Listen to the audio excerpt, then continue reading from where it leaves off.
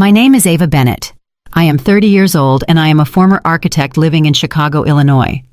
For 5 years, I sacrificed my own career to build an empire for a man I loved more than life itself.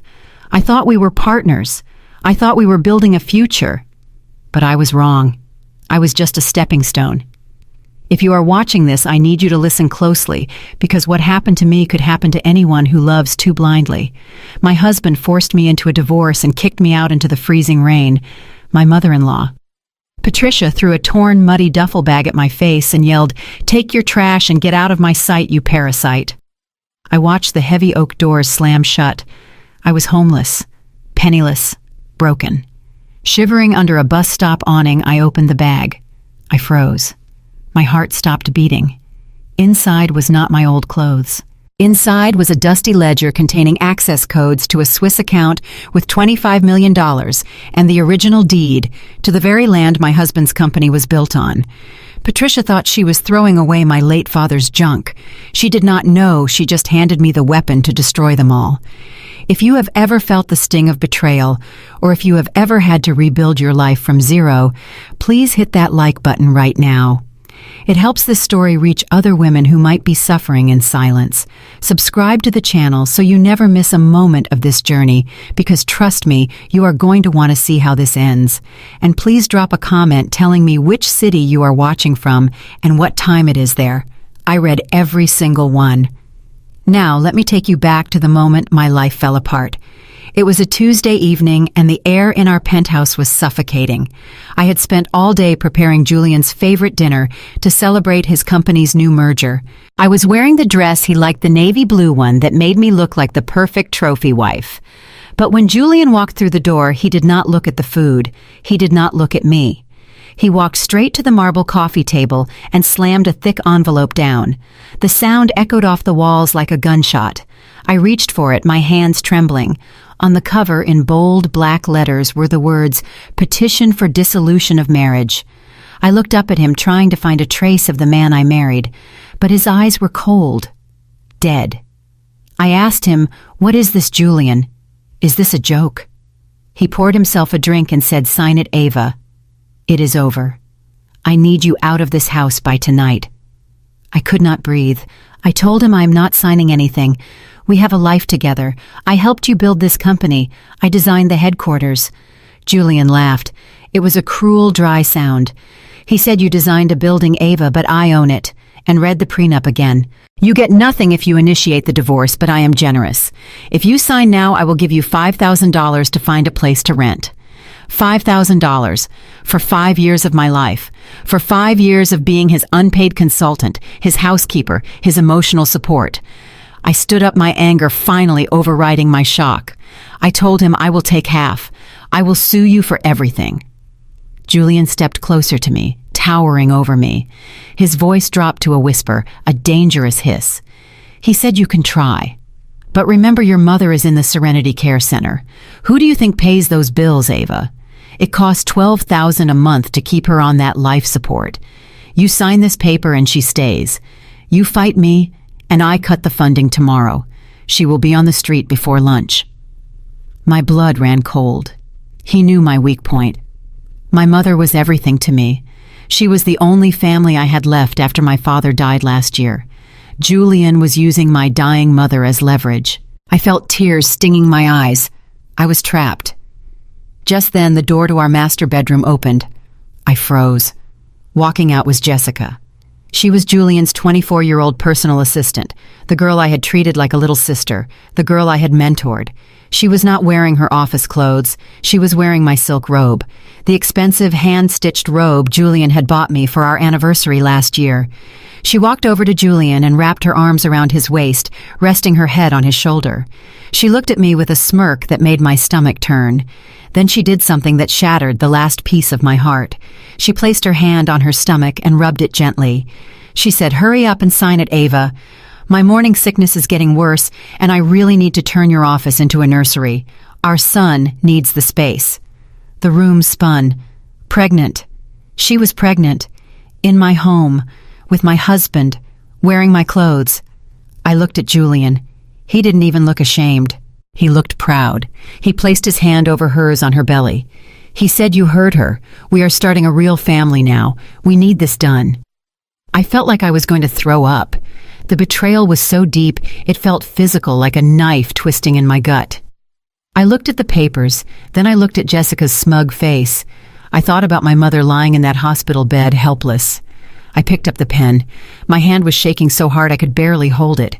I signed. As soon as the ink touched the paper, the front door burst open. It was Patricia, my mother-in-law. She marched in like a general entering a conquered city. She was followed by 2 large security guards. She did not even say hello. She looked at the signed papers on the table and smiled. It was a terrifying smile. She said finally, "I told you, Julian. I told you she was weak." She turned to me and snapped her fingers. "Give me the keys." I asked her what keys. She stepped closer, her expensive perfume filling the air. "The car keys, the house keys, the credit cards, everything you have is under the company name, and you are no longer part of the company. Hand them over." I reached into my purse. I took out the key fob to the SUV. I took out the credit cards. I placed them on the table. Patricia snatched my purse from my hands and dumped the contents out onto the floor. Lipstick, tissues, receipts scattered everywhere. She kicked through my personal items with her pointed shoe. She said, "Disgusting." Then she turned to the maid who was standing in the corner looking terrified. She said, "Bring it here." The maid disappeared into the storage closet and came back dragging something heavy. It was an old green duffel bag. It was stained with oil and smelled of sawdust and mildew. I gasped. That was my father's bag. It was the tool bag he used to carry to construction sites every day for 40 years. When he died last year, I had brought it here wanting to keep a piece of him. Patricia had forced me to hide it in the back of the storage closet, saying it smelled like poverty. Patricia grabbed the handle of the bag and shoved it into my chest. The heavy canvas scraped my skin. She yelled, "Take your trash. This belongs to that loser father of yours. It is the only thing fit for you." I clutched the bag to my chest. It was the only thing I had left in the world that was actually mine. Patricia pointed to the door. She screamed, "Get out of my sight, you parasite. If I see you near my son or my grandson again, I will have you arrested for trespassing." The security guards grabbed my arms. They did not give me a chance to put on my coat. They dragged me to the front door. Outside, a winter storm was raging. The wind was howling, and the snow was coming down in thick, heavy sheets. They threw me down the front steps. I landed hard on the concrete, scraping my knees. The old duffel bag landed next to me in a puddle of slush. I heard the heavy lock of the gate click shut behind me. I was alone. I stood up, shivering uncontrollably. The wind cut through my thin dress like a razor. I had no phone, no money, no car, just the clothes on my back and a bag of old tools. I started walking. I did not know where I was going. I just knew I had to keep moving or I would freeze to death. Passers-by stared at me. A woman in a cocktail dress walking through a blizzard carrying a dirty construction bag. I saw the judgment in their eyes. They thought I was crazy. They thought I was a junkie. Hours later, I found a cheap motel on the outskirts of the city, the kind of place that rents rooms by the hour. I remembered I had a $50 bill folded inside the sole of my shoe for emergencies. My father had taught me that trick. "Always keep a getaway fund, Ava," he used to say. I paid for one night. The room smelled of stale smoke and bleach. The carpet was sticky. I sat on the sagging mattress and looked at the bag. I felt a sudden surge of anger. My father had worked himself to death and left me nothing but this bag of old hammers and wrenches. And because of his poverty, I had been vulnerable to people like Julian and Patricia. I had married for stability, and look where it got me. I grabbed the bag, intending to throw it in the trash can. I wanted to be done with the past, but as I lifted it, the heavy zipper got stuck. I yanked it hard in frustration. The fabric ripped, but it did not rip into the main compartment. It ripped open a false bottom I never knew existed. Something fell out onto the dirty motel floor. It was not tools. It was a thick leather-bound ledger and a large envelope sealed with wax. My hands trembling from the cold and shock, I picked up the envelope. It was heavy. I broke the seal and pulled out the documents inside. I unfolded the first paper. It was a deed. My eyes scanned the legal text. Property description. Riverview Estate. 12 acres of prime waterfront land. I stopped breathing. Riverview Estate. That was the land Julian's company headquarters stood on. That was the land his entire real estate empire was built on. He'd always told me they leased it from a blind trust in Europe. I looked at the owner's name on the deed. It did not say a blind trust. It said Ava Bennett. My name. My father had bought this land 30 years ago when it was just a swamp. He had held on to it knowing the city would expand. I dropped the deed and picked up the ledger. I opened it. It was a bank book for a private account in Zurich, Switzerland.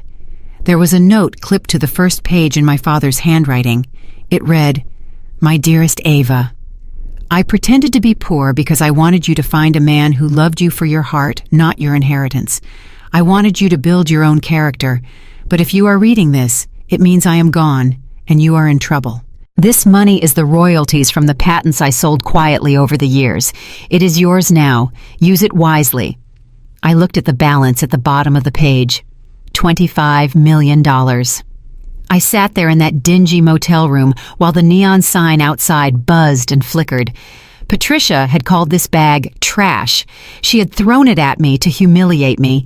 She did not know that she had just handed me the deed to her son's company and the war chest I needed to burn their world to the ground. I wiped the tears from my face. I was not cold anymore. A fire had started inside me, a fire that would not go out until I had taken back everything they stole from me and more.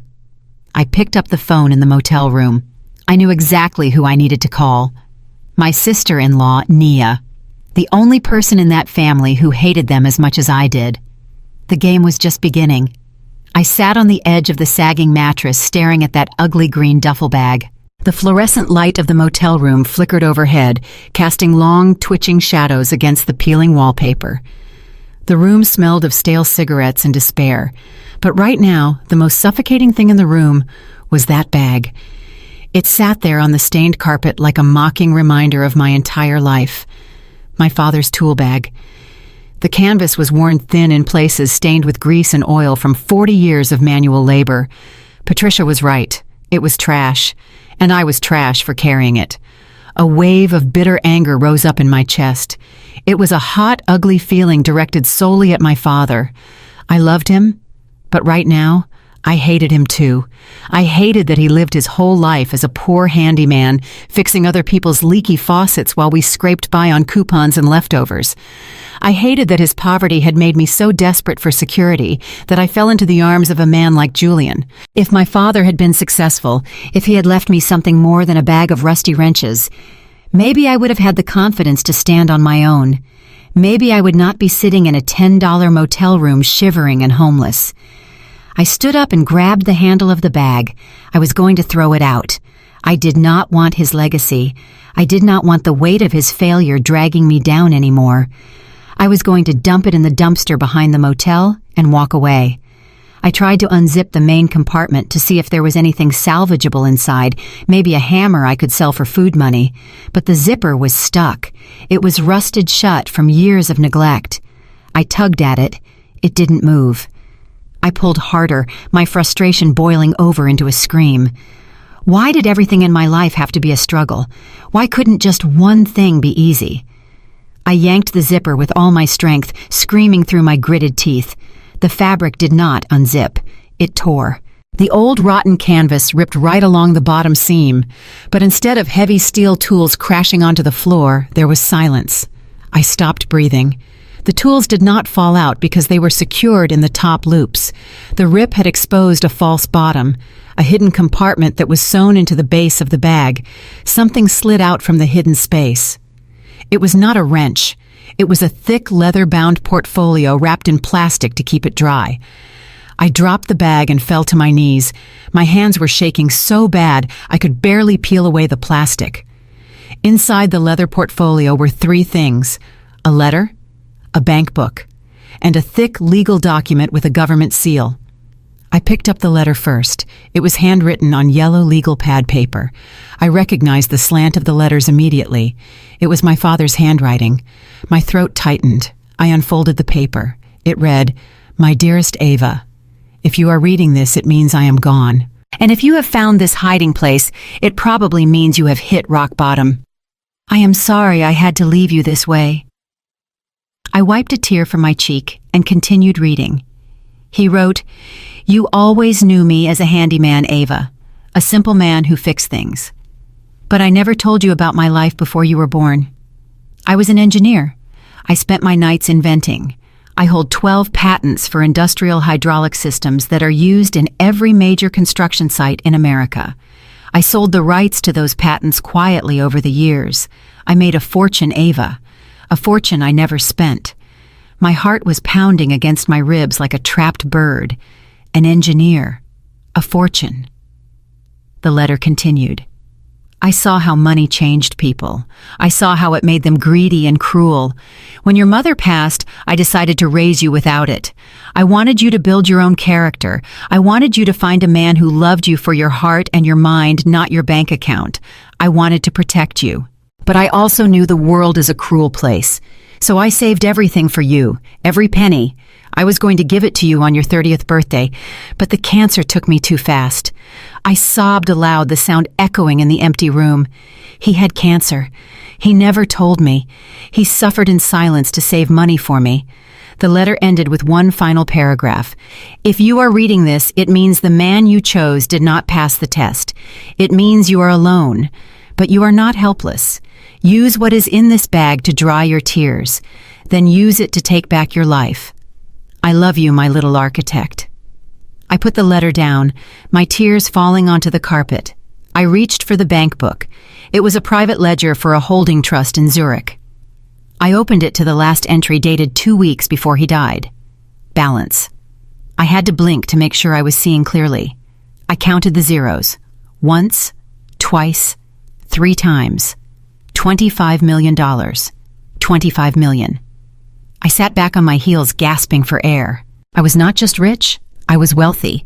I had enough money to buy this entire motel chain and burn it down if I wanted to. But there was one more document. The legal paper with the seal. I picked it up.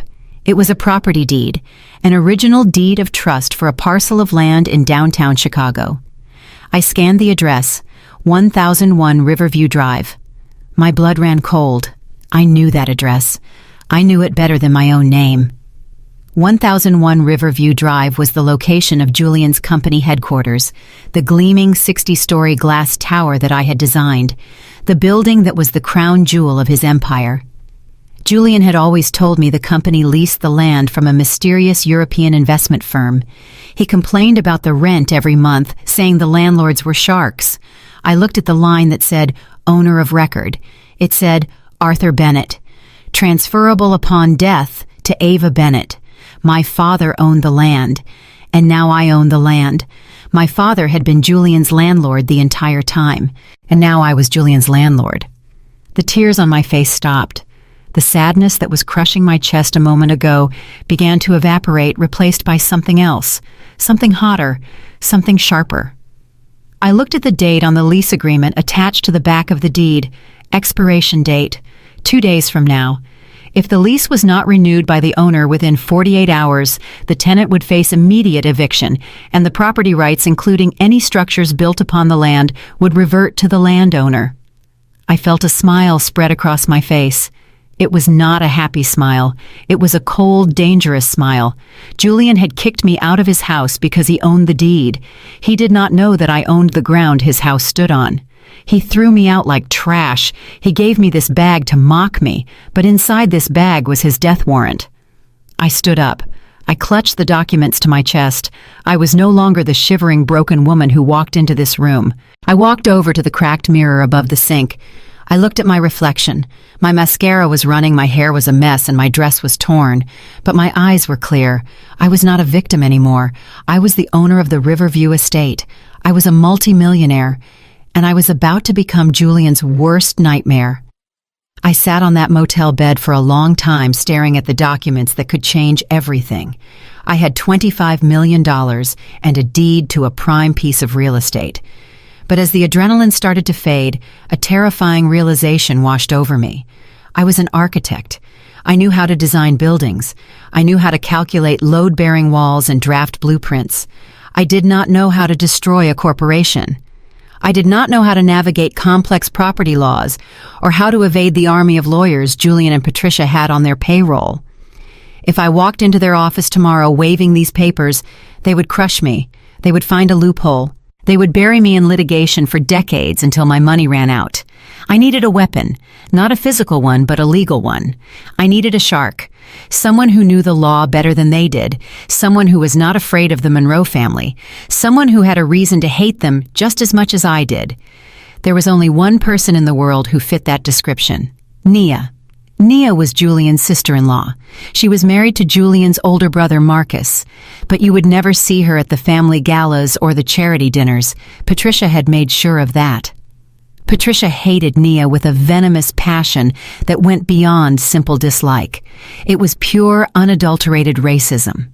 To Patricia, Nia was not the brilliant Columbia law graduate or the partner at one of New York's top firms.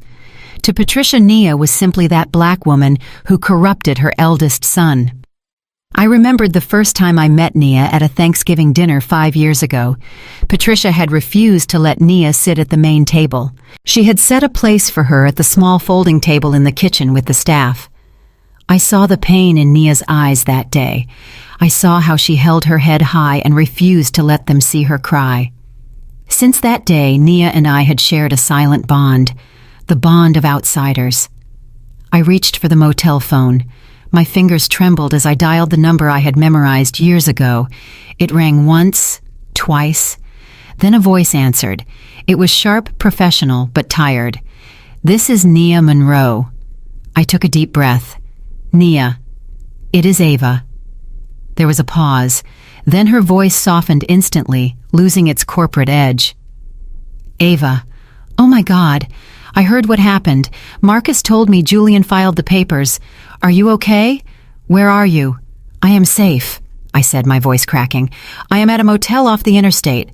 "Nia, I need help, not money. I need you. I need the lawyer who made headlines last month for bankrupting that corrupt pharmaceutical company." I could hear the shift in her tone. She went from concerned friend to alert predator in a split second. "Tell me what you need, Ava. I need to show you something. Something my father left me." I used some of the cash from my shoe to pay for a taxi into the city. I felt self-conscious walking into the gleaming glass lobby of Nia's law firm. I was still wearing the same dress from last night, now wrinkled and stained with mud. My hair was a mess. People stared. The receptionist looked at me like I was a vagrant who had wandered in off the street. But before security could stop me, the elevator doors opened and Nia stepped out. She looked immaculate in a sharp, cream-colored power suit, her dark skin glowing under the atrium lights. She did not care about the stairs. She walked straight up to me and pulled me into a fierce hug. She smelled like expensive perfume and safety. She took me up to her corner office. It was a massive space with floor-to-ceiling windows overlooking the city. She ordered her assistant to bring us coffee and cancel her afternoon meetings. Once the door was closed, she sat across from me on the leather sofa. "Okay," she said, "show me what was so important. You had to brave rush hour traffic looking like you just survived a war zone." I placed the green duffel bag on her pristine glass coffee table. I pulled out the ledger and the deed. I watched her face as she opened the ledger first. Her eyes widened slightly as she scanned the balance. "$25 million, she whispered. "Your father was the quiet inventor. I remember reading about those hydraulic patents years ago. I had no idea he was your father." She looked up at me, a smile tugging at the corner of her lips. "Well, that solves your alimony problem. You do not need Julian's money. You have enough here to start over anywhere in the world." "No," I said, my voice hard. "I do not want to start over. I want to finish it. Look at the other paper." Nia picked up the deed. She adjusted her glasses. She read the property description. Then she read it again. She frowned. "Riverview Estate. Wait. This is the address for Monroe Tower, Julian's headquarters." I nodded. "My father bought the land 30 years ago. Julian's company has been leasing it from him. They think the owner is a blind trust in Europe. They do not know the trust was just a shell for my father." Nia went quiet. She stood up and walked to her desk. She started typing furiously on her computer. Her eyes darted back and forth between the screen and the document in her hand. For 5 minutes, the only sound in the room was the clicking of her keyboard. Then she stopped. She slowly took off her glasses and turned to look at me. The look on her face sent shivers down my spine. It was not pity anymore. It was pure exhilaration. It was the look of a lioness who just spotted a limping gazelle. "Ava," she said, her voice low and intense, "do you have any idea what you are holding in your hand?" "I think so," I said. "I own the land." "No," she said, walking back to me. "You do not just own the land. You own the leverage of the century." She laid the document down and pointed to a clause in the fine print. I just pulled up the original lease agreement filed with the city. This is a 99-year ground lease, but it has a specific clause regarding transfer of ownership. Upon the death of the original owner, the lease does not automatically renew. It converts to a tenancy at will. I looked at her confused. "What does that mean?" Nia smiled, and it was a terrifyingly beautiful thing. "It means that since your father died, the fixed-term lease is void. Julian has been operating on a month-to-month basis without even knowing it because the payments were on auto-pay. But here is the kicker. The contract states that the new owner must give notice of lease termination exactly 7 days before the start of the new fiscal quarter." She glanced at the calendar on the wall. "Today is the 24th. The new quarter starts on the 1st. My heart skipped a beat. "That is exactly 7 days from now," I whispered. "Exactly," Nia said. "If you file this termination notice today, Julian has 1 week. 1 week to vacate the premises. If he does not, he is trespassing on private property. And because the building is attached to the land, if he cannot move the building, he forfeits the structure to the landowner." I sat back stunned. "You mean..." Nia said, her eyes gleaming. "If we play this right in 7 days, you will not just own the land. You will own his building. You will own his office. You will own the very chair he sits in." She reached out and took my hand. "Patricia has spent 10 years treating me like I was beneath her. She called me trash. She called you a parasite. She thought she could throw us away." Nia squeezed my hand tight. "She forgot one thing. I am the best corporate litigator in this city, and you are the secret landlord of her family empire." She picked up her phone. "I am going to draft the eviction notice. I will have it served by a courier within the hour. But we are not going to sign it with your name. Not yet. We are going to sign it under the name of your new holding company. Let them sweat. Let them panic. Let them wonder who is coming for them." She looked at me, waiting for my approval. I thought about Julian's cold face when he forced me to sign the divorce papers. I thought about Jessica rubbing her belly in my bedroom. I thought about Patricia throwing this bag at me in the snow. I looked Nia in the eye. "Do it," I said. "Burn it down." Nia grinned and picked up the phone. "Welcome to the family business, Ava." The first thing that had to go was the hair.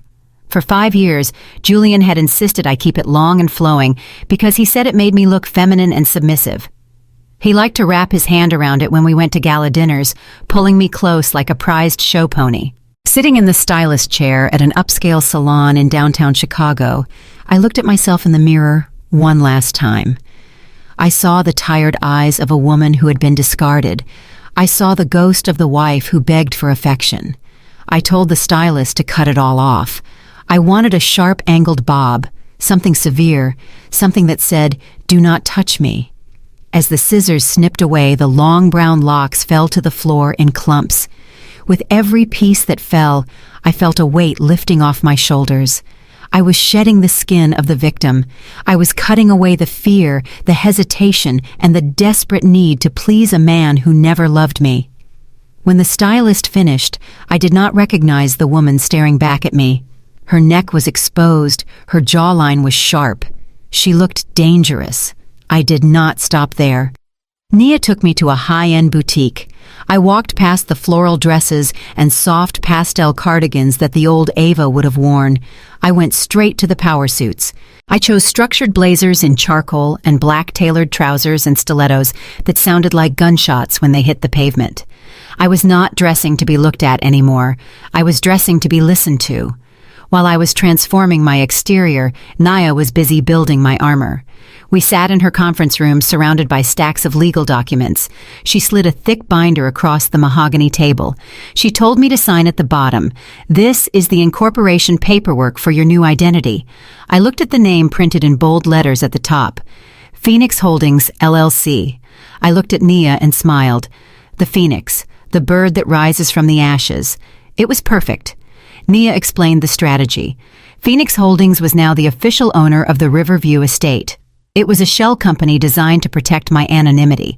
As far as the world was concerned, the landlord was a faceless corporate entity represented by the law firm of Monroe and Associates. That meant Nia was the only point of contact. I signed my name. Not with a trembling hand like when I signed the divorce papers, but with a firm, heavy stroke. Ava Bennett was the CEO of Phoenix Holdings. And Phoenix Holdings had one mission: to burn Julian's empire to the ground.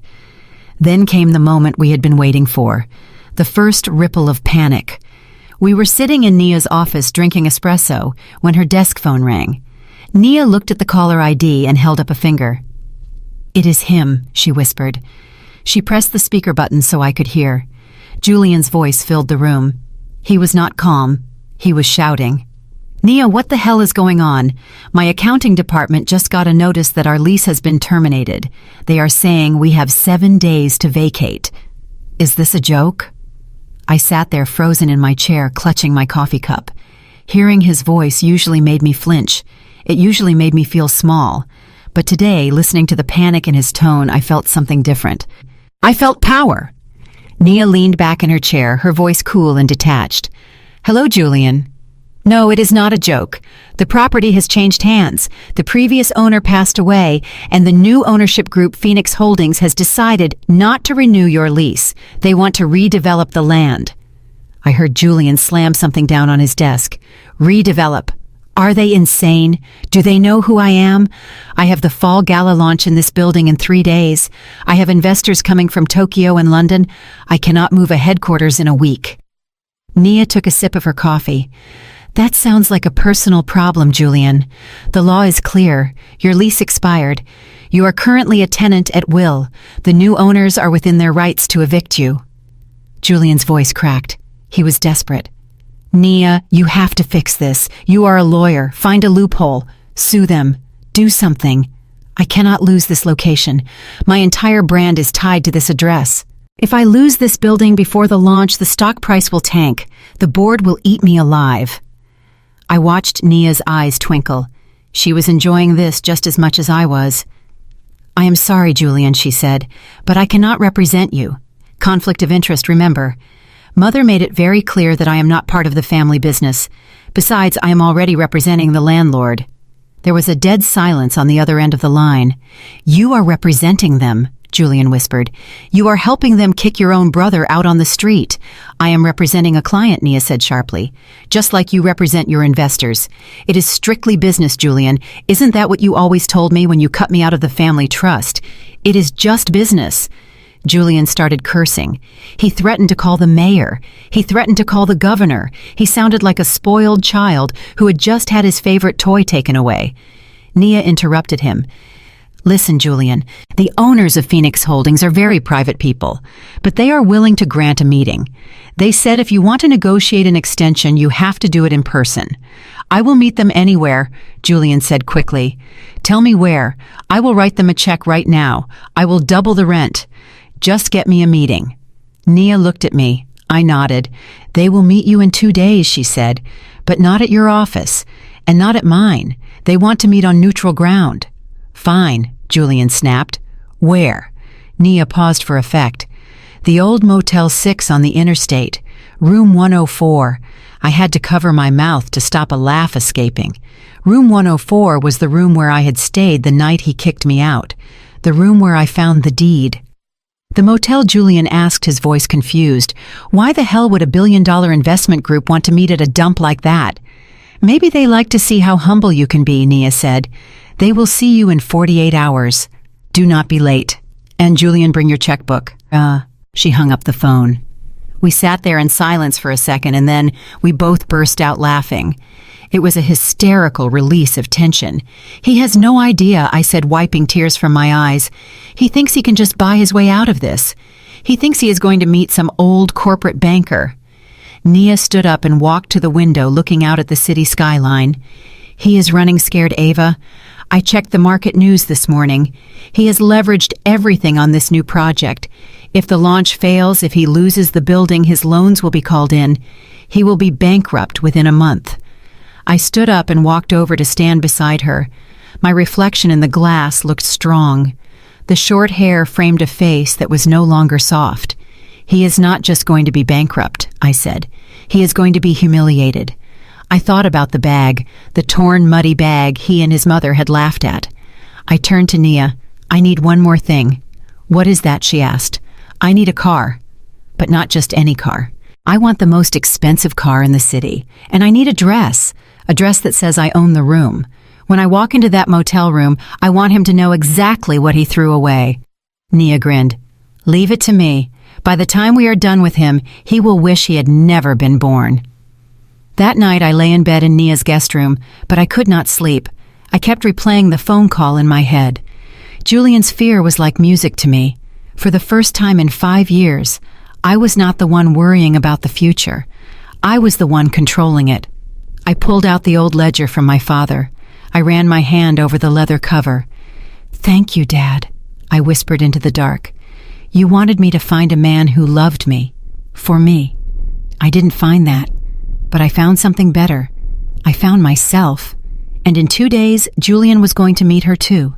He was going to meet the new Ava. The Ava who didn't sign papers without reading them. The Ava who didn't cry. The Ava who held the keys to his kingdom and was ready to lock the gates. The countdown had begun. Tick-tock, Julian. Tick-tock. The hardest part about that morning was not taking off the power suit. It was putting the rags back on. Standing in the bathroom of Nia's guest house, I stared at the reflection in the mirror. I had to make myself look small again. I had to look like the broken, defeated woman they expected me to be. I scrubbed off the expensive foundation and used a dark shadow to create hollows under my eyes. I put on a tattered gray sweater that smelled like mothballs and the same jeans I had worn the night I was kicked out. Nia stood behind me, carefully adjusting the collar of the sweater. She was not fixing it to make it look better. She was positioning the second button from the top. "This is a high-definition 4K lens," she whispered, her hand steady. "It has a battery life of 2 hours, and the microphone can pick up a whisper from across the room. Remember, Ava, the goal is not just to get them to be mean. We know they are mean. The goal is to get them to admit where the money comes from. We need them to get arrogant." I nodded, my stomach churning with nausea. I did not want to see them. Just the thought of being in the same room as Julian made my skin crawl. But I thought about my mother lying in that hospital bed. I thought about the bills piling up and the threat Julian had made to cut her off. Kicking them out of the building was just a property dispute. It was civil court stuff. They could bounce back from that. I needed something criminal. I needed to put them in a cage where they could never hurt anyone again. I took a deep breath. "I am ready," I said. Nia squeezed my shoulder. "You are an actress on a stage today, Ava. Play the part, let them think they have won, and then we will bury them." I took a taxi to the Monroe Tower. Standing in front of the glass skyscraper, I felt a strange sense of vertigo. I owned this building, this. Technically, I could walk in there and have security throw them out right now, but I had to walk in like a beggar. I pushed through the revolving doors. The lobby was bustling with employees and clients. The receptionists looked up, and I saw their expressions shift from professional to disgusted. "Excuse me," one of the security guards stepped forward, blocking my path. "Deliveries are around back." I looked at him. I knew his name. It was Frank. I used to bring him coffee on cold mornings. "Frank," I said, my voice trembling intentionally. "It is me, Ava." He squinted at me and his face softened with pity. "Mrs. Bennett, Ava, I am so sorry. I heard about the divorce. I need to see Julian," I said, wiping a fake tear from my cheek. "Please, Frank, it is an emergency. My mom is getting worse." Frank looked conflicted, but he nodded. "He is in the main conference room with Miss Jessica and his mother. Go on up, but be quick." I stepped into the elevator. As the numbers climbed higher, my heart rate accelerated. Ding, Floor 60, the penthouse suite. The glass doors to the conference room were open. I could hear laughter. I walked in. Julian was sitting at the head of the table. Jessica was perched on the arm of his chair, scrolling through her phone. Patricia was standing by the window holding a glass of champagne, even though it was 10 in the morning. The laughter stopped the moment they saw me. "Well, well, well," Julian said, leaning back in his chair, a cruel smirk spreading across his face. "Look what the cat dragged in. I thought I smelled something foul." Jessica looked up from her phone and giggled. "Oh my God, Julian! Is she wearing the same clothes from last week? That is so embarrassing." I walked to the middle of the room and stopped. I hunched my shoulders, making myself look smaller. "Julian," I said, my voice barely a whisper. "Please, I need to talk to you." Patricia turned around from the window. She looked me up and down with eyes cold as ice. "Security," she barked. "Who let this trash into my building?" "Wait." Mother Julian raised a hand. "Let's hear what she has to say. This should be entertaining."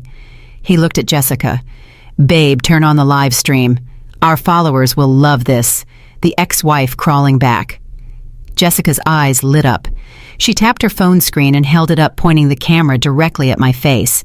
"Hey guys," she chirped in her fake influencer voice. "You won't believe who just crashed our meeting. It is the gold digger herself. Look at her. Sad, right?" I felt a flash of white-hot rage, but I forced it down. I kept my eyes on the floor, making sure the button on my sweater was facing them. "Julian," I said, putting a tremble in my voice, "please, I am not here for me. It is my mom." The hospital called. "She needs a surgery on her heart valves, or she won't make it through the week. The insurance won't cover it all. I need $50,000. Julian laughed. A loud, booming laugh that echoed off the glass walls. "50 grand, he said. You want 50 grand. You think I am a bank." I looked up at him pleading. "You promised Julian. You said if I signed the papers you would take care of her bills. I signed. I did everything you asked. Please do not let my mother die." Julian stood up and walked around the table. He stopped inches from me. He smelled of expensive cologne and arrogance. "I lied, Ava," he whispered loud enough for the camera to hear. "That is what people do in business. We lie. Your mother is not my problem anymore, and neither are you." Jessica chimed in from behind the phone. "Yeah, why don't you get a job, Ava? Oh wait, you have no skills. Maybe you could scrub our toilets." I dropped to my knees. It was the hardest thing I had ever done. My pride screamed at me to stand up and slap him, but I needed the shot. I needed the ultimate humiliation, so the jury would hate them as much as I did. "I beg you, Julian," I cried, letting real tears of frustration fall. "Just help me this one time. I will disappear. I will never bother you again." Patricia walked over. She was holding a thick envelope. She looked at her son. "Oh, for heaven's sake, Julian, she is pathetic. Just give her something so she leaves. The smell is making me nauseous." Julian shrugged. "I don't have any cash on me, Mother." "Do you?" Patricia reached into her oversized designer purse. She pulled out a thick stack of $100 bills wrapped in a rubber band. It must have been $10,000. She looked at the money, then looked at me with a sneer. She threw the money. She didn't hand it to me. She threw it. The heavy stack of bills hit me right in the face, stinging my cheek before scattering all over the floor. "There," Patricia said, dusting her hands off as if she had touched something dirty. "Pick it up." I stayed on my knees looking at the bills. Jessica laughed, zooming in on the money scattered around me. "Make it rain," she squealed. Julian looked at the cash. "Mom, that is a lot of cash. Is that from the safe?" And then Patricia said the words, the magic words that would seal her fate. She rolled her eyes. "Don't worry, Julian. This isn't company money. This is the cash from the charity gala silent auction last night." She stepped closer to me, her voice dripping with venom. "Take it, you beggar. That is tax-free money. The IRS doesn't know it exists, and the charity certainly isn't going to miss it." I skimmed it right off the top before the auditors arrived. It was supposed to be for my vacation fund, but I suppose getting rid of you is a form of charity. My heart stopped. She admitted it. She admitted to skimming charity funds. She admitted to tax evasion. And she did it right into the microphone of my button camera. I looked at the money on the floor. Dirty money. Stolen money. And now it was evidence. I started picking it up. I crawled on the carpet gathering the bills while they laughed. Look at her, Jessica mocked. A literal dog. Good girl, Ava. Pick it up. I gathered the last bill. I clutched the stack to my chest. Thank you, I whispered, my head bowed. Thank you, Mrs. Monroe, Patricia scoffed. Get out, before I call the police and tell them you stole it. I stood up. I did not look them in the eye. I turned and walked toward the door, my body shaking. Not from fear, from adrenaline. As I reached the door, I heard Julian call out, Hey, Ava! I paused but didn't turn around. Don't spend it all on booze, he yelled, and tell your mom to hurry up and die so I can stop hearing about her. The door closed behind me. I walked to the elevator. The moment the doors shut, enclosing me in the metal box, I slumped against the wall. I reached up and touched the button on my collar. Did you get it? I whispered. Nia's voice came through the tiny earpiece I was wearing. It was shaky with excitement. I got it all, Ava. The charity fraud, the tax evasion, the verbal abuse. It is all in high definition. We have them. Oh my God, we have them.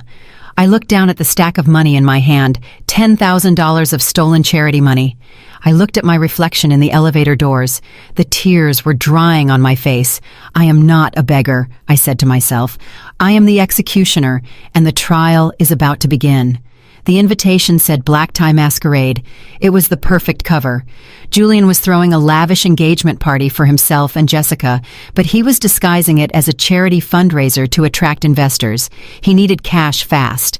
The notice Nia sent him had terrified him, and now he was desperate to secure capital before his empire collapsed.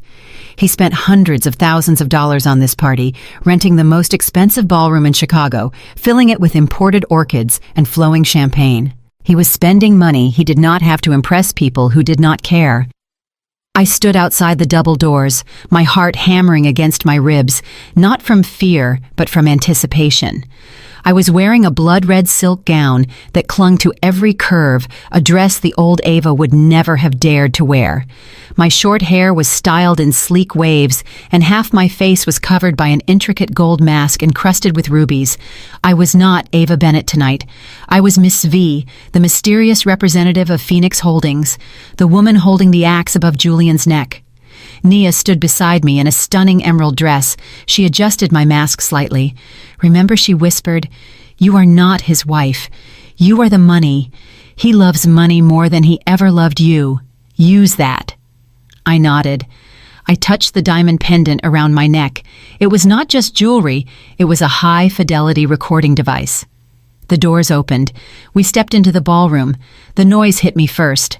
The clinking of crystal glasses, the swell of a string quartet, the murmur of 100 superficial conversations.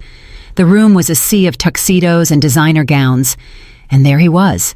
Julian stood in the center of the room holding a glass of scotch. He looked tired. There were dark circles under his eyes that even the dim lighting could not hide. But he was smiling that fake practice smile I knew so well. Jessica was clinging to his arm, wearing a white dress that looked suspiciously like a wedding gown. She was flashing a massive diamond ring to anyone who would look. A ring bought with my money. Nia squeezed my arm. Showtime. We walked through the crowd, heads turned, people whispered. They were wondering who the woman in the red dress was. I walked with my head high, my stride long and confident. Nia guided us straight to Julian. "Julian," she said, her voice smooth as silk.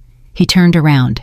His smile faltered for a second when he saw his sister-in-law, but he quickly recovered when he saw me. His eyes raked over my body, lingering on the curve of my waist. He did not recognize me. He did not see the woman who had washed his clothes and cooked his meals for 5 years. He just saw a prize. "Nia, I am surprised you came," he said. "And who is this?"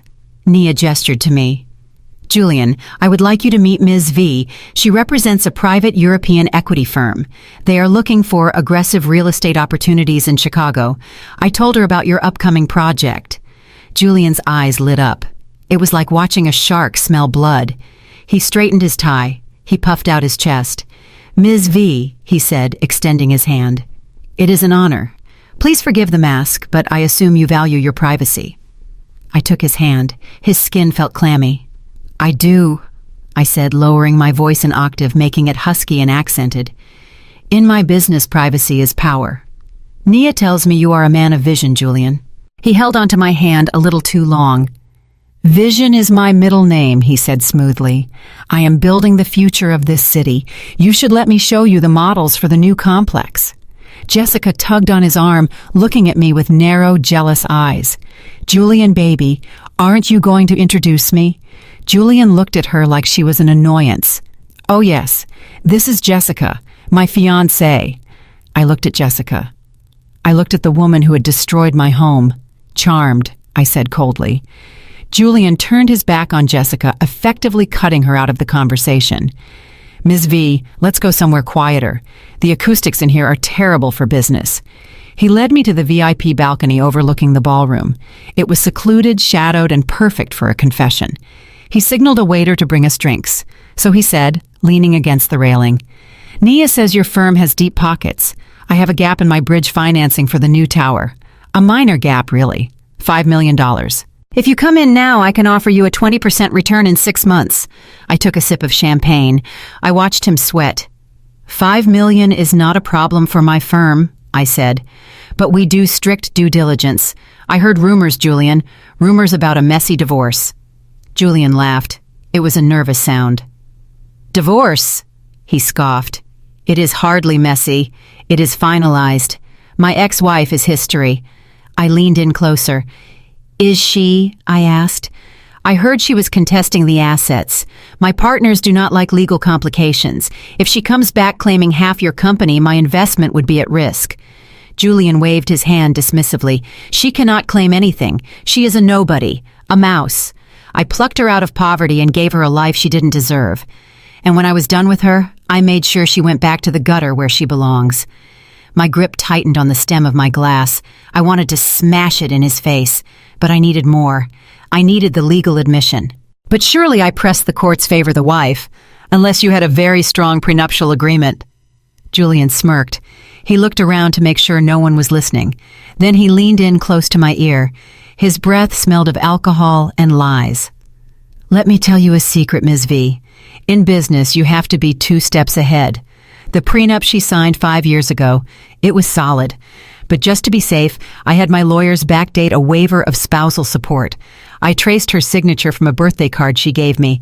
She never even knew she signed away her rights to the company stock. My heart stopped. There it was. Fraud. Forgery. He had just admitted to forging my signature on legal documents. I forced myself to laugh. I forced myself to sound impressed. You are a dangerous man, Julian, I said, touching my necklace to ensure the microphone caught every word. I do what is necessary, he said, looking proud of himself. She was too stupid to read the papers anyway. She trusted me blindly. That was her mistake. In this world, you eat or you get eaten. He reached out and placed his hand on my waist. His fingers burned through the silk of my dress. With your capital and my genius, we could rule this city, he whispered. And who knows? Maybe we could mix business with pleasure. Jessica is just for show. I need a woman with fire, a woman like you.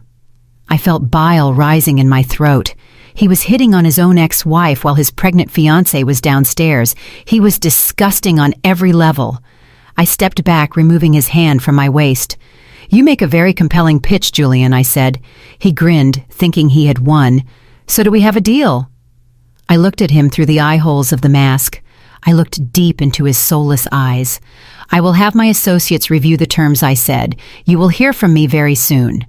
I turned to leave. Wait, he called out. At least tell me your name. What does V stand for?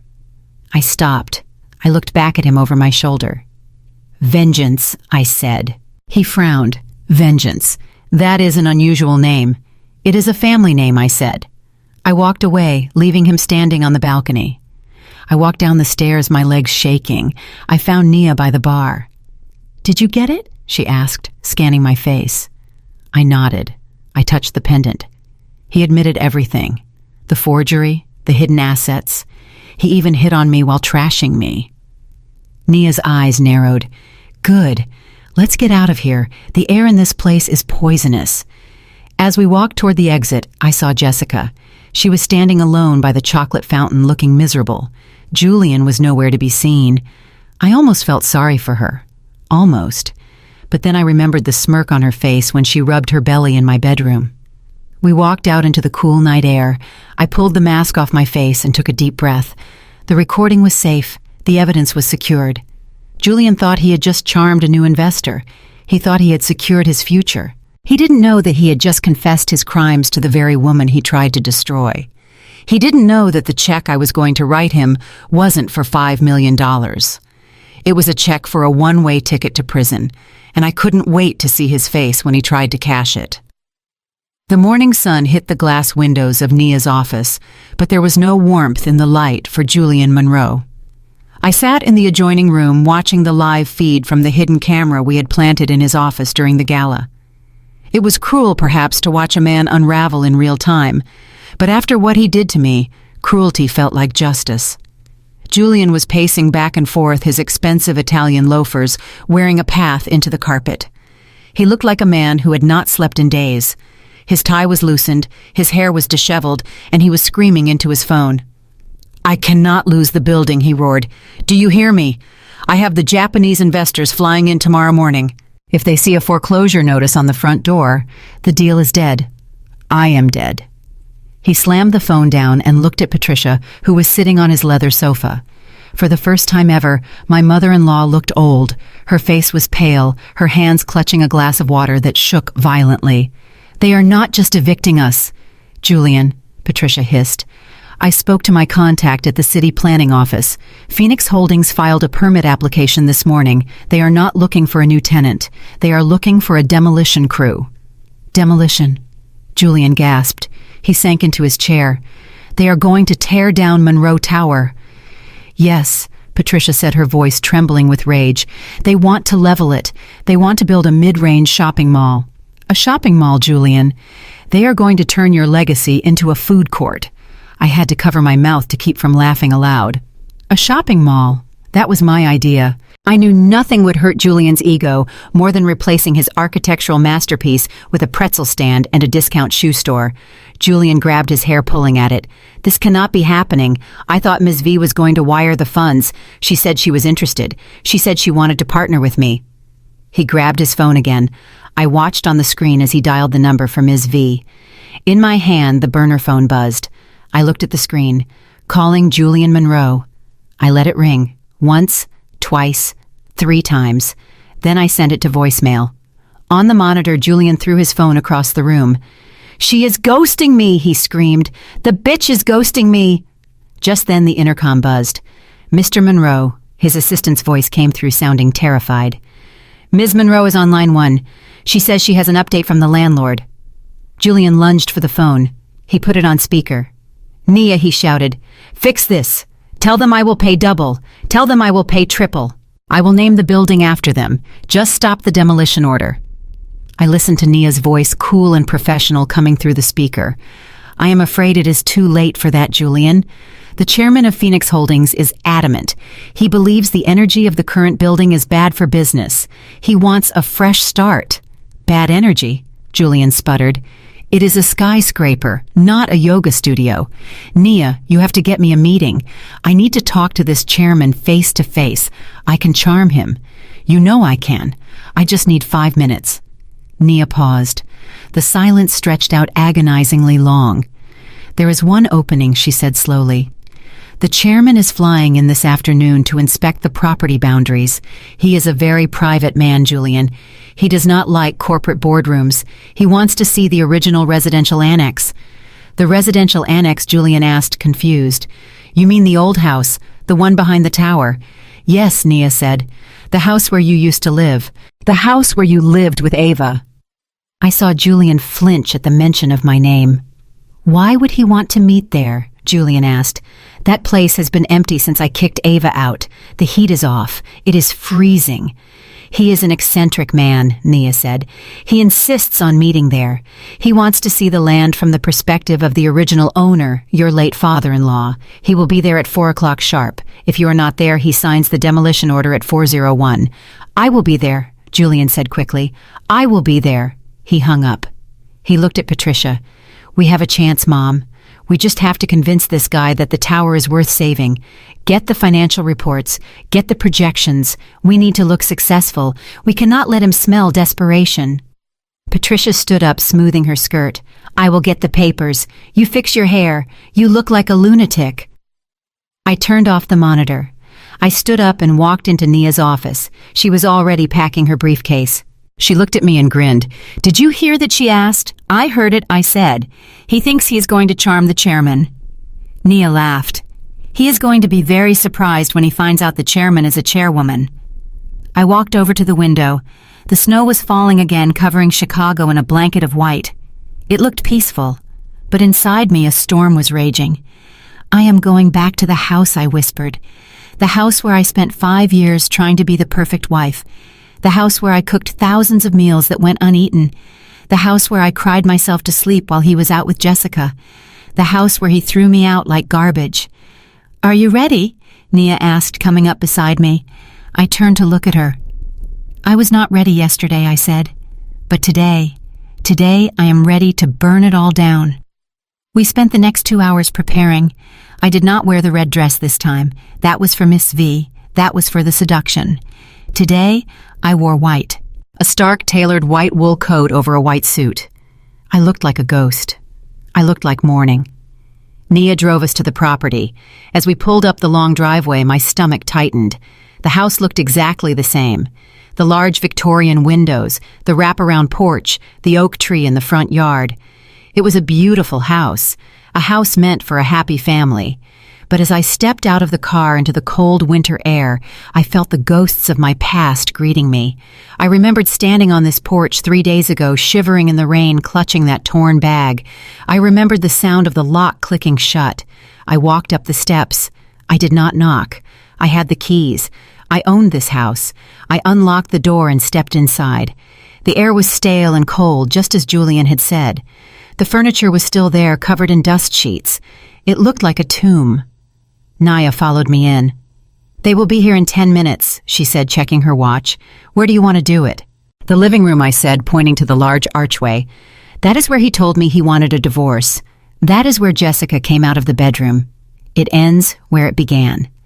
I walked into the living room. I sat in the high-backed armchair that used to be Julian's favorite. I crossed my legs. I waited. 10 minutes later, I heard the sound of a car engine. Then voices. "He is here," Nia whispered. She went to the front door to let them in. I heard Julian's voice first. It was loud, overly confident, masking his fear. "Nia, thank God." "Is he here? Is the chairman here?" "He is waiting for you in the living room," Nia said. "Go on in." I heard footsteps, 2 pairs, Julian and Patricia. I stayed perfectly still. The high back of the chair was facing the door so they could only see the top of my head. Julian walked in first. "Mr. Chairman," he began, his voice booming with fake charisma. "Thank you for seeing us. I know this is an unusual setting, but I assure you Monroe Tower is a gold mine. You would be making a mistake to tear it down." I did not speak. I slowly swiveled the chair around. Julian stopped mid-sentence. His mouth hung open. Patricia gasped, clutching her pearls. They stood there frozen, staring at me. They were expecting a billionaire businessman. They were expecting a stranger. Instead, they saw me. Ava, but not the Ava they knew, not the mouse. They saw a woman in white, sitting on a throne of their own making. Julian blinked rapidly as if trying to clear a hallucination. "Ava," he stammered. "What? What are you doing here? Where is the chairman? You need to leave. The owner is coming any minute. Security will throw you out again." I looked at him calmly. My face was a mask of indifference. "There is no Chairman Julian," I said. My voice was steady. It was the voice of the Phoenix. Julian frowned, confusion clouding his face. "What are you talking about? Nia told me the owner of Phoenix Holdings is waiting here." I stood up. I walked slowly toward him. "Phoenix Holdings," I said, enunciating every syllable. "Phoenix," rising from the ashes. I reached into my white coat pocket and pulled out the deed, the original deed that I had found in the torn bag. I held it up. "I am Phoenix Holdings Julian." The silence that followed was heavy. It was the sound of a world shattering. Julian looked at the deed. He looked at me. He looked at Nia, who was standing in the doorway with a smirk on her face. "No," he whispered. That is impossible. Your father was a handyman. He was poor. My father was an inventor. I said, my voice rising with the wind outside. He was a genius, and he was the landlord you have been paying rent to for 30 years. He left it all to me, Julian. The money, the land, the building. I took a step closer to Patricia. She looked like she was about to faint. You called his bag trash, I said to her. You threw it at me. You told me to take my garbage and leave. I smiled cold and hard. I took it, Patricia. And look what I found inside. I turned back to Julian. So here we are. You wanted a meeting with the owner. You wanted to negotiate. I walked back to the fireplace and picked up a document that was lying on the mantelpiece. It was the demolition order. I am listening, Julian, I said. Tell me why I shouldn't tear your world down right now. Tell me why I shouldn't treat you exactly the way you treated me.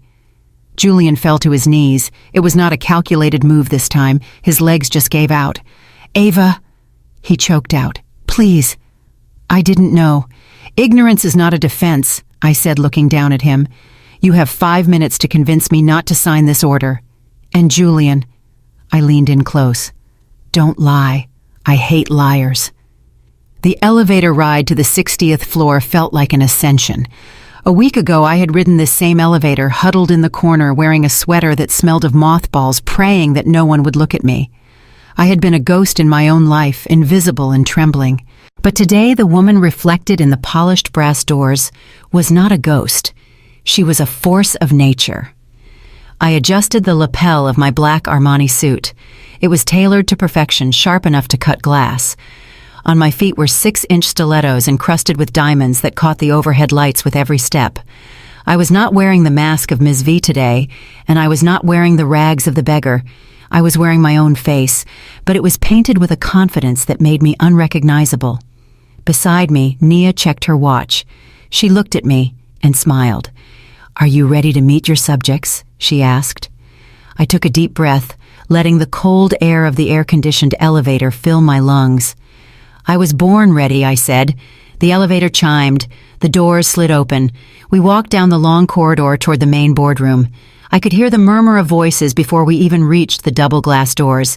This was the most important meeting in the history of Monroe Development. Every major shareholder was there. The representatives from the bank were there holding the foreclosure papers. Patricia was there probably drinking water to calm her nerves. And Jessica was there no doubt trying to look important. They were all waiting for the mysterious chairman of Phoenix Holdings. They were waiting for an old European man or a faceless corporate raider. They were waiting for someone they could negotiate with, someone they could bribe or charm. They were not waiting for me. Nia walked ahead of me. She placed her hand on the heavy glass door and pushed it open. The room went silent instantly. I stepped inside. The click of my heels on the marble floor echoed like gunshots. Click, click, click. I walked slowly, deliberately, letting them take it all in. I saw the confused faces of the bankers. I saw the old men in gray suits squinting at me, trying to place where they had seen me before. And then I saw Julian. He was standing at the head of the long mahogany table. He looked exhausted. His tie was crooked, and there was a sheen of sweat on his forehead. He had been trying to spin a story to the investors, trying to tell them that the eviction notice was just a misunderstanding. When he saw me, his face went from stressed to furious. He did not see the chairman. He saw his ex-wife. He saw the woman he had discarded. He saw a nuisance. He slammed his hand down on the table. "What the hell are you doing here?" he shouted. The bankers jumped. Patricia, who was sitting to his right, gasped and dropped her pen. Jessica looked up from her phone, her mouth falling open in shock. Julian pointed a shaking finger at me. "I told you to stay away, Ava. You have some nerve showing your face here after the stunt you pulled at the house. Do you think you can just waltz into a private shareholder meeting?" I did not stop walking. I continued down the length of the table, my eyes locked on his. I did not say a word.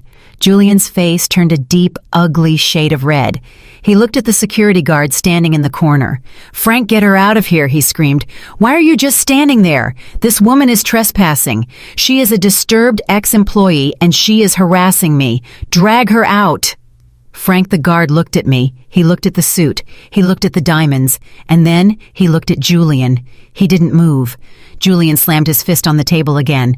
"Did you hear me? I said get her out. She is garbage. She doesn't belong here." I reached the head of the table. I stood directly in front of Julian. I was close enough to smell the fear on him. I was close enough to see the veins pulsing in his neck. I looked at him with a calm, detached amusement. "Are you done, Julian?" I asked softly. He looked like he was about to explode. "No, I am not done. You are embarrassing yourself. You are embarrassing me. Get out before I have you arrested." Suddenly, Nia stepped forward. She had been standing quietly by the door, but now she moved with the authority of an executioner. She walked up to the table and placed her leather briefcase down with a heavy thud. "Sit down," Julian Nia said. Her voice was not loud, but it was commanding. It whipped through the room like a lash. Julian blinked, confused by her tone. "Excuse me?" he stammered. "Nia, you are my lawyer. Tell her to leave." Nia shook her head slowly. "No, Julian. I told you before, I am not your lawyer. I represent the landlord. I represent the debt holder. And I represent the majority owner of this property." She gestured to me with an open hand. "Gentlemen of the board, Mr. Monroe." She paused, letting the tension build until it was suffocating. "Please rise for the chairman of Phoenix Holdings." The room went deathly quiet. You could hear a pin drop. Julian looked at Nia.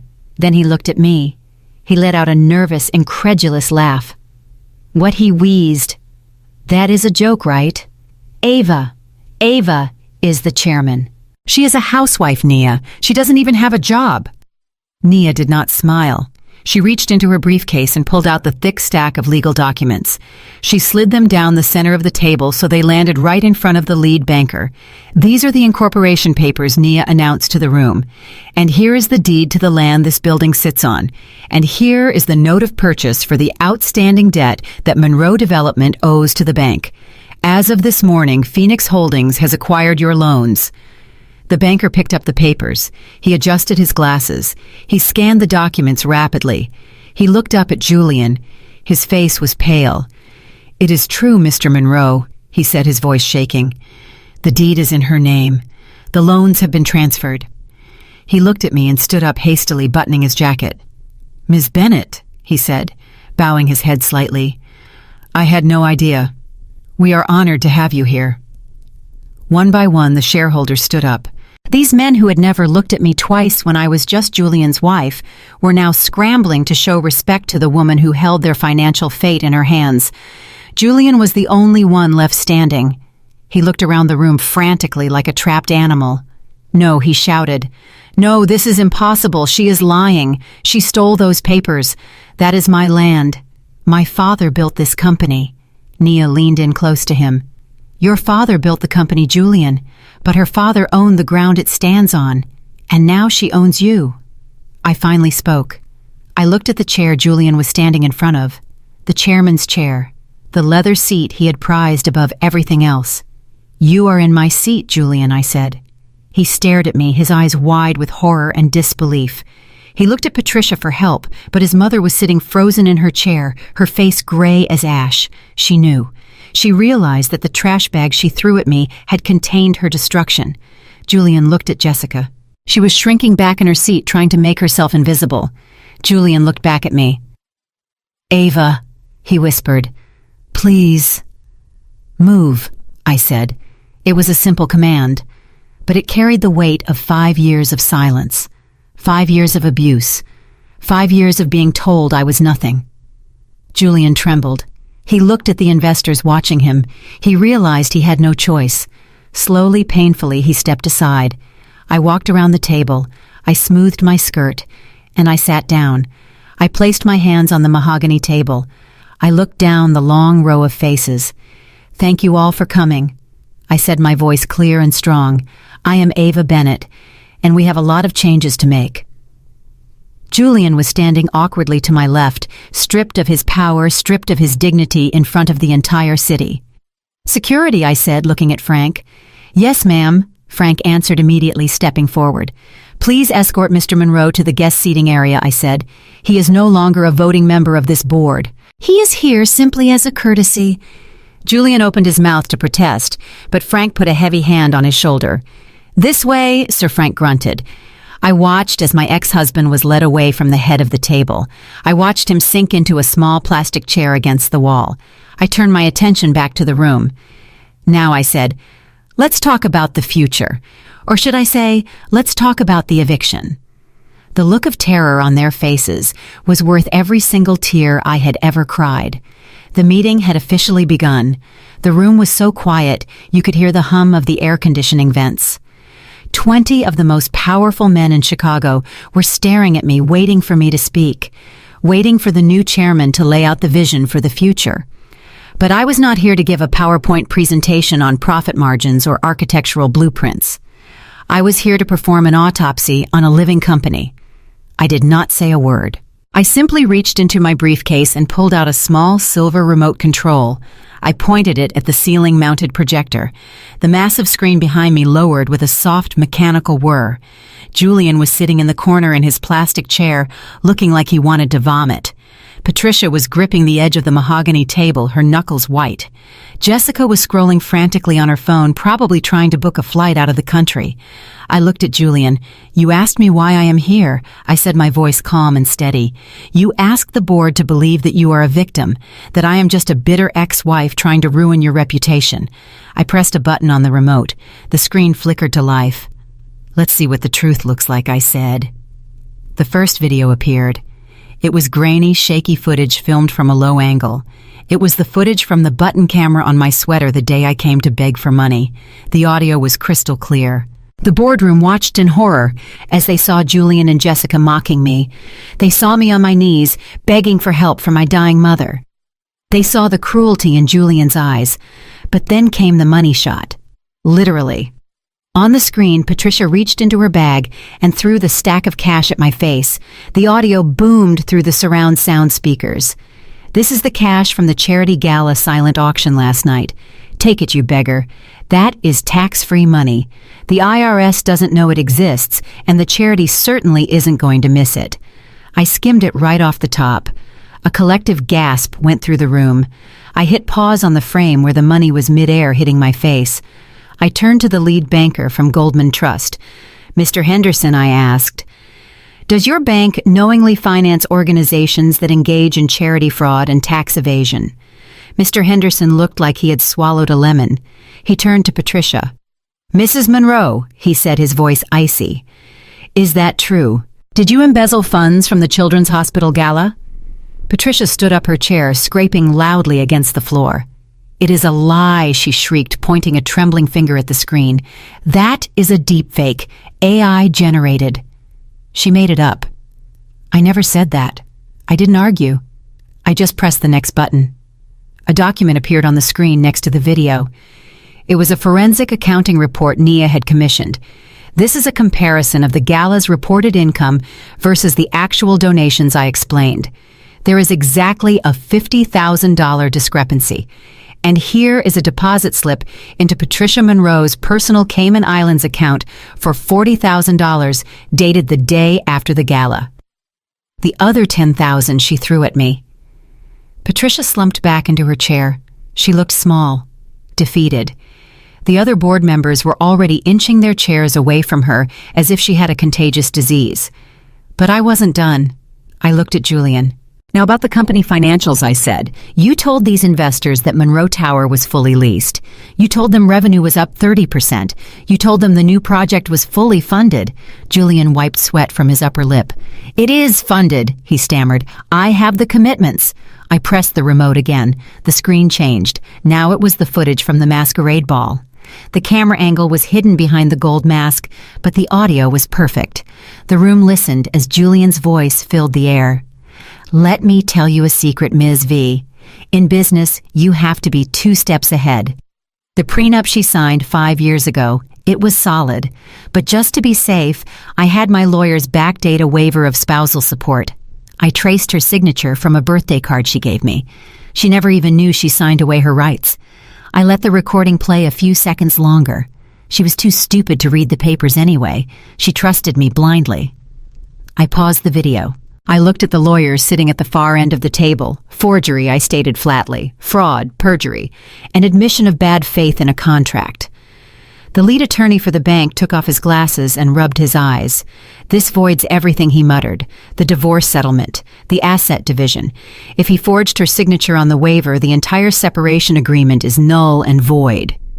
He looked at Julian with pure disgust. You didn't just cheat your wife's son. You cheated the legal system. This is a felony. Julian stood up, his face purple with rage. I was drunk, he shouted. I was trying to impress an investor. It was locker room talk. It doesn't prove anything. I leaned forward, resting my elbows on the table. It proves you are a liar, Julian. And if you lied about the prenup, what else did you lie about? I clicked the remote one more time. A spreadsheet appeared. These are the real numbers, I said. Julian has been cooking the books for 3 years to hide the fact that the company is insolvent. He has been using new loans to pay off old interest. It is a Ponzi scheme. And you gentlemen are the victims. The room erupted. Shareholders were shouting. Bankers were making frantic phone calls. Julian was screaming that I was a witch. But I had one last card to play. The ace of spades. I waited for the noise to die down. I held up my hand for silence. There is one more thing, I said. The room went quiet again. They knew by now that when I spoke, something devastating was coming. I looked at Jessica. She had been trying to shrink into the background, hoping the fire would only burn the Monroes. Jessica, I said softly. She looked up, her eyes wide with fear. You told my husband you were pregnant, I said. You told him you were carrying his heir. You used that child to break up my marriage. You used that child to get a ring on your finger. Jessica clutched her stomach protectively. I am pregnant, she cried, her voice shrill. Leave my baby out of this. You are just jealous because you couldn't give him a son.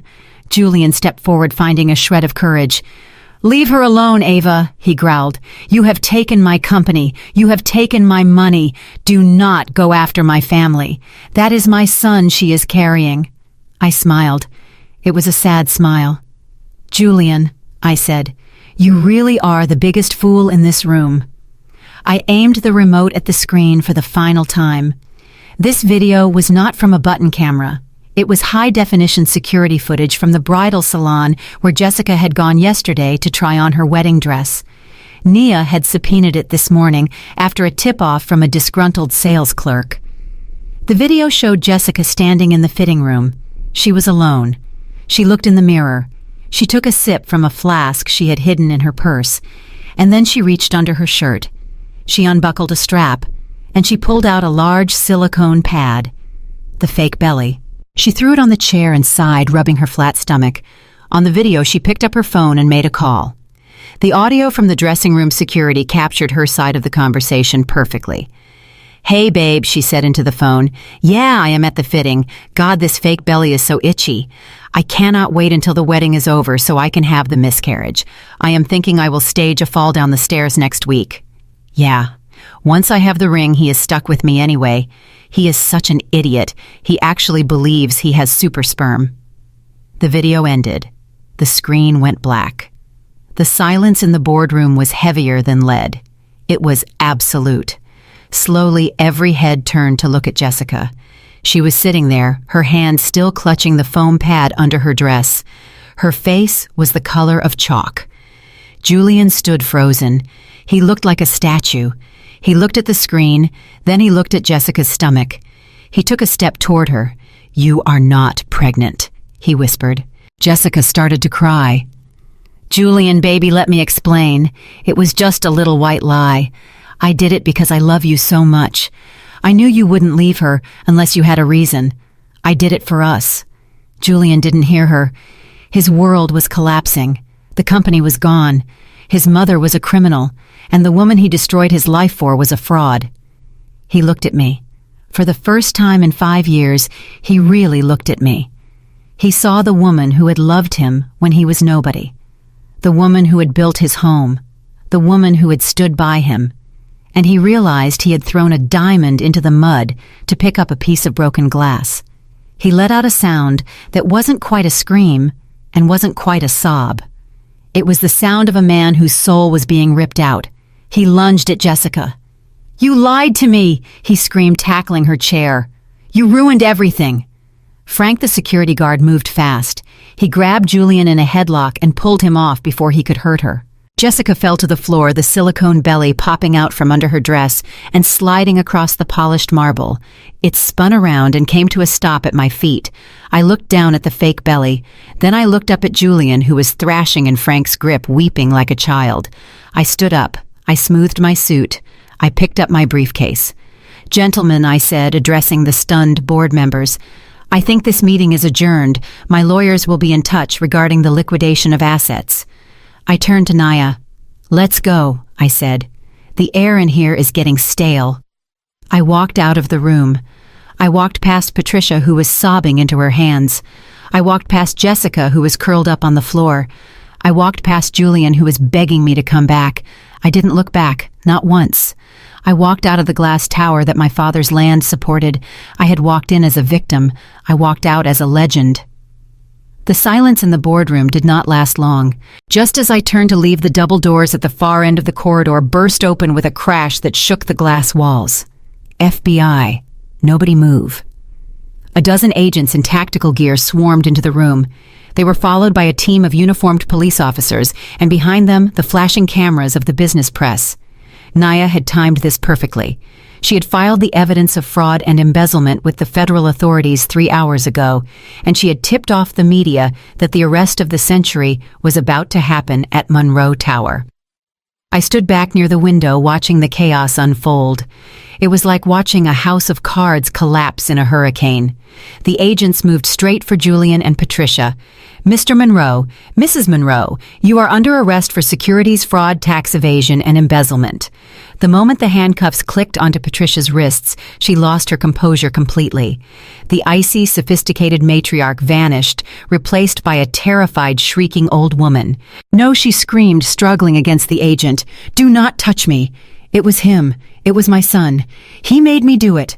Julian, who was being pushed against the wall by 2 officers, turned his head to look at his mother. His eyes were wide with betrayal. "Mom," he gasped, "what are you saying?" Patricia spat at him. "You are the CEO, Julian. You signed the papers. You falsified the reports. I am just a consultant. I am an old woman. Officer, please. He is the criminal. He dragged me into this." Julian stared at her. The woman who had coddled him his whole life, the woman who had helped him destroy me, was now throwing him to the wolves to save her own skin. Then Julian looked at Jessica. She was trying to sneak out the side door amidst the confusion, but a cameraman blocked her path, filming her tear-streaked face and the silicone belly lying on the floor. Something inside Julian snapped. The pressure, the humiliation, the betrayal, it was too much. He let out a guttural roar. He broke free from the officer holding him. He did not run for the door. He ran for Jessica.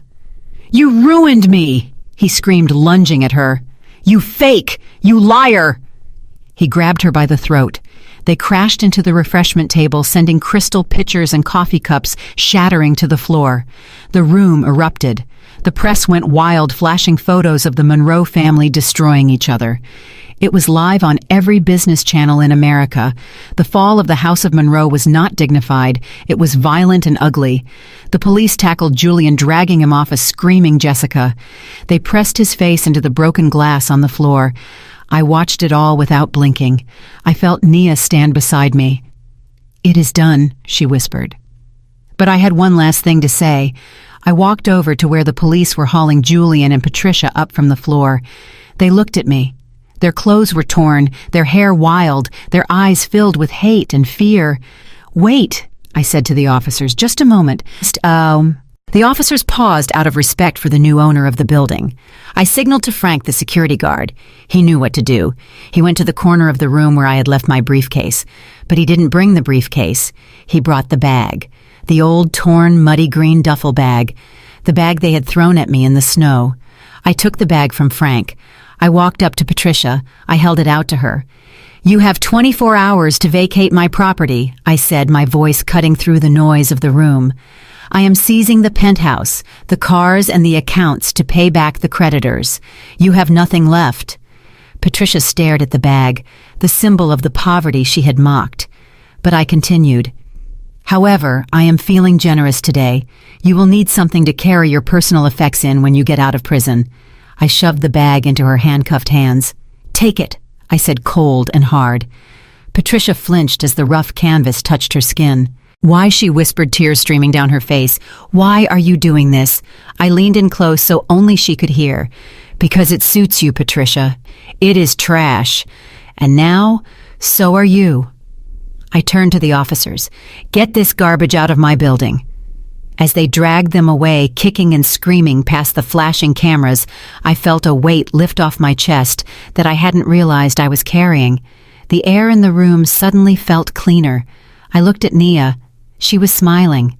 I looked out the window at the city of Chicago. It was still my city.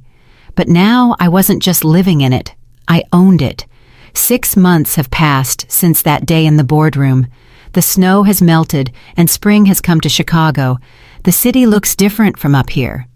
I am standing on the rooftop terrace of what used to be Monroe Tower. It has a new name now, the Phoenix Center. I lean against the glass railing, feeling the warm breeze on my face. Justice was swift. The evidence Nia and I gathered was undeniable. Julian was sentenced to 10 years in federal prison for fraud and forgery. The last I heard, he spends his days in the laundry room washing sheets for pennies an hour. Patricia got 8 years. Her socialite friends abandoned her the moment the handcuffs went on. She died alone in a prison hospital ward last week from a stroke. I paid for her cremation, but I did not attend the service. And Jessica. The world found out about her past. She had pulled the pregnancy scam on 3 other wealthy men in New York before meeting Julian. She is currently awaiting trial for grand larceny. As for me, I didn't just keep the money, I used it. I turned the lower floors of the Phoenix Center into a shelter and legal aid clinic for women going through high-conflict divorces. I hired the best lawyers to fight for women who are being bullied by powerful men. Naya runs the legal department. She finally has the corner office she deserves, and nobody dares to ask her to sit at the small table anymore. I hear footsteps behind me. It is Nia, carrying 2 glasses of champagne. To the Phoenix, she says, handing me a glass. To the fire, I reply, clinking my glass against hers. I look at the reflection in the glass. I see a woman who is strong, a woman who is happy, a woman who is free. They threw me away like trash, thinking I was worthless. They didn't know that sometimes the most valuable things are hidden in the darkest places. I am Ava, and I didn't just survive, I ascended. Remember, ladies, when they kick you down, check your pockets. You might just have the keys to their kingdom. If you enjoyed watching karma do its work, smash that like button. Subscribe to the channel for more stories of justice, and let me know in the comments if you have ever had to fight for your own happy ending. Until next time, stay strong and never let them see you bleed.